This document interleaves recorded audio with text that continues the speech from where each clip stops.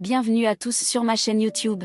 Je suis Anna, psychologue spécialisée en sexologie.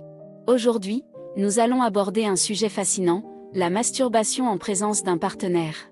Saviez-vous que cette pratique peut apporter de nombreux avantages, mais aussi présenter certains inconvénients? Restez avec nous jusqu'à la fin de la vidéo pour découvrir toutes les nuances de cette expérience intime. Et n'oubliez pas de vous abonner à la chaîne, de liker la vidéo et de laisser vos commentaires. C'est parti! La masturbation en présence d'un partenaire. C'est un sujet qui peut susciter beaucoup de questions et de curiosité.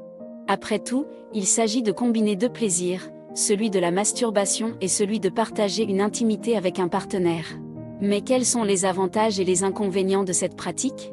Examinons cela de plus près. Tout d'abord, parlons des avantages. La masturbation en présence d'un partenaire peut être une expérience extrêmement excitante et stimulante pour les deux personnes impliquées. Cela peut renforcer la connexion émotionnelle et physique entre les partenaires, en les aidant à mieux se comprendre et à explorer leurs désirs et leurs fantasmes communs. En se masturber ensemble, ils peuvent partager un moment intime qui renforce l'intimité sexuelle et renouvelle le désir l'un pour l'autre. De plus, la masturbation en présence d'un partenaire peut être éducative. Chacun peut apprendre des techniques et des mouvements de l'autre, ce qui peut enrichir leur vie sexuelle globale. C'est une occasion d'explorer de nouvelles façons de se donner du plaisir et de mieux connaître son propre corps. En partageant cette expérience, les partenaires peuvent également se sentir plus à l'aise d'exprimer leurs besoins et leurs envies, ce qui peut améliorer leur communication sexuelle à long terme. Maintenant, passons aux inconvénients potentiels de la masturbation en présence d'un partenaire. Tout d'abord, il peut y avoir une certaine pression pour se masturber de manière synchronisée. Cela peut être source de stress si l'un des partenaires a du mal à atteindre l'orgasme au même rythme que l'autre. Il est important de se rappeler que chaque personne est différente et que le plaisir sexuel est subjectif. Il est donc essentiel de communiquer ouvertement et de se concentrer sur le plaisir mutuel plutôt que sur la performance.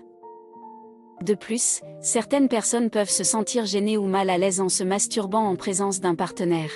Cela peut être dû à des inhibitions personnelles, à des préoccupations liées à l'apparence physique ou à des expériences passées négatives. Il est important de respecter les limites et les préférences de chacun. La masturbation en présence d'un partenaire ne devrait jamais être une obligation, mais plutôt une activité consentie et agréable pour les deux parties.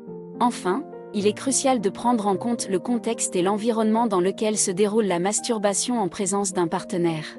Par exemple, si vous partagez un espace de vie avec d'autres personnes, il est important de respecter leur intimité et de prendre des précautions pour préserver votre propre intimité. Assurez-vous de choisir un moment et un endroit où vous vous sentez à l'aise et détendu. En conclusion, la masturbation en présence d'un partenaire peut être une expérience excitante et enrichissante, renforçant l'intimité et la communication sexuelle. Cependant, il est essentiel de respecter les limites et les préférences de chacun, de se concentrer sur le plaisir mutuel plutôt que sur la performance, et de créer un environnement confortable et sûr. Comme pour toute activité sexuelle, la masturbation en présence d'un partenaire devrait être consensuelle et basée sur le respect mutuel. Alors, pourquoi ne pas explorer cette pratique avec votre partenaire et voir où cela vous mène ?